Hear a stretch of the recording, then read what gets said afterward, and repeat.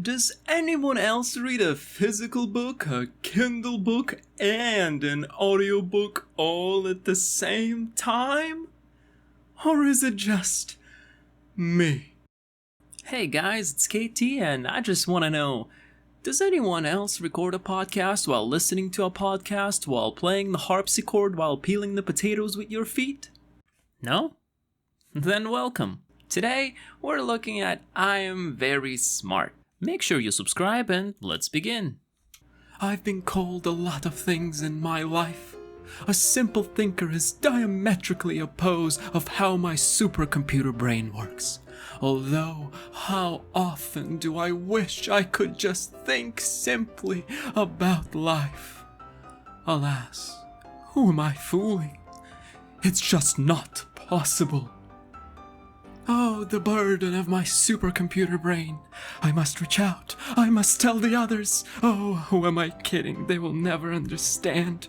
But wait, what if there are others who are just as smart as me? They must know. We must convene. We must congregate. We must populate. We, the smart, shall survive. I'm not saying climate scientists are stupider than me or anything. We both know they are. But they get paid to believe in this stuff.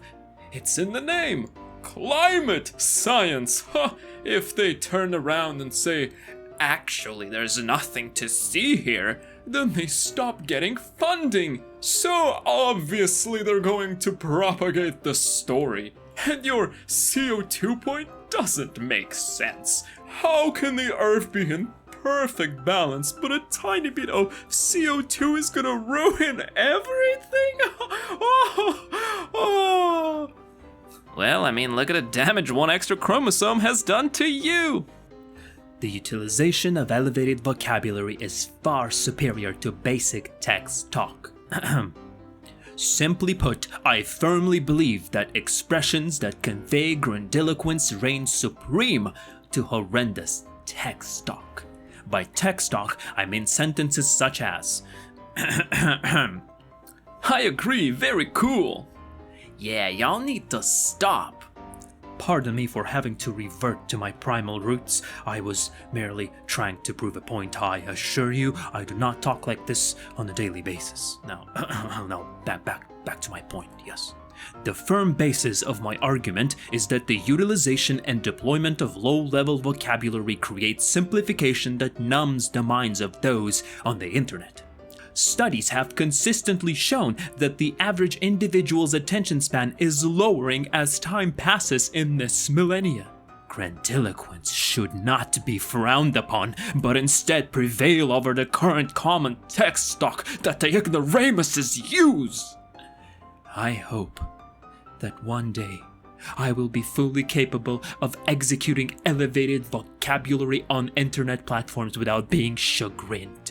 Oftentimes I must resort to the language of mere simpletons in order to avoid the treachery rooted in the mob mentality on Reddit. Or maybe just, I don't know, assess the situation and use the language appropriate for that situation? Nah, that's crazy talk. That's crazy. That's crazy. Where is it? Damn lighter. Damn this existence. There we go. I feel, as a writer, I've reached the limits of our language and culture. The ideas I want to express simply don't have a what's the word? Vocabulary or language, and thus a meaning in English at all. French, Spanish, many others. I feel like I could just write all these books, but the ideas that I have they just can't be put in language, you know? Like, it's as if they don't exist. This is my type of conversation. Friend, What are you up to? Me, listening to some binaural beats, reading up on quantum energy, releasing ancestral attachments, and centering my chakras. You? Friend, what? So the idea of this conversation is to not have a conversation? Because if that's the case, then she'll be releasing friendship attachments as well. I can't understand why people struggle with mathematics at all. Everything is just pure and simple logic. There could also be a possibility of me being a better human being. I sometimes create calculus equations and predictor graphs all for entertainment and fun of it, but probably many of idiot humans won't even understand this. If everything is pure and simple logic, then why can't you understand? Ha ha ha ha ha ha! What's an ounce of intelligence? Intelligence can't be measured in ounces. That's a standard unit used to measure an object's mass. Do you need a science lecture as well? There's no opinions in science, only facts. So I don't think you'd like it that much. Ha ha ha ha! Well, an ounce of intelligence would allow you to know what an idiom is, but that's okay. Do people of 130 IQ look at people of 100 IQ the same? The sort of normal people around 100 IQ just seem kind of childlike to me these days. They have something of an innocent quality to them. I can get along with them well enough, and most of them that know me understand the vast gulf between us, which makes it actually pretty easy to deal with them. They use a lot of cliches. They seem to have a huge reliance on heuristics. They are very repetitive. After about an hour of conversation, you can pretty much predict their reaction to everything. I try to avoid getting in long conversations with them. You don't want to get too deep on any topic with them. You know, what's funny is that 130 IQ on the scale of smart isn't even that smart. This concerns me because they are appealing to the lowest IQ person possible. Even if you consider yourself average, realize that 50% of the population is less intelligent than you are. In my case, when I read these things from Democrats, I consider myself in the top 97% because I can't fathom a person being stupid enough to fall for this stuff. Wait a minute. My dummy brain is onto something here, but I don't know. If I got it. Hold on a second.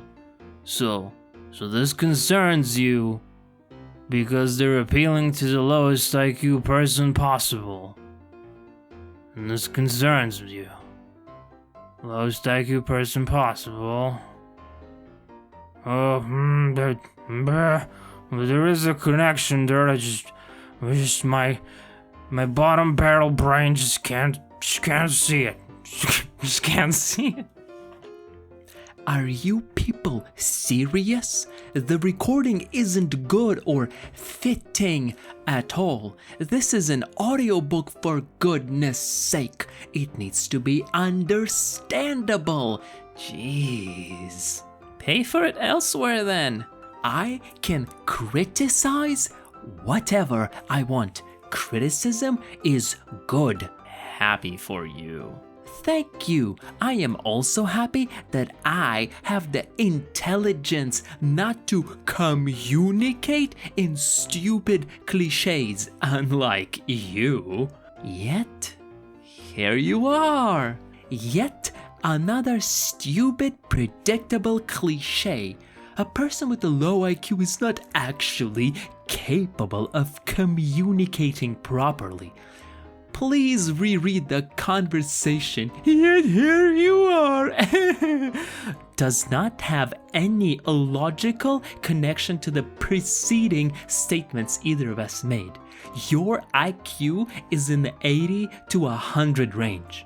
You demonstrate your low IQ with everything you say.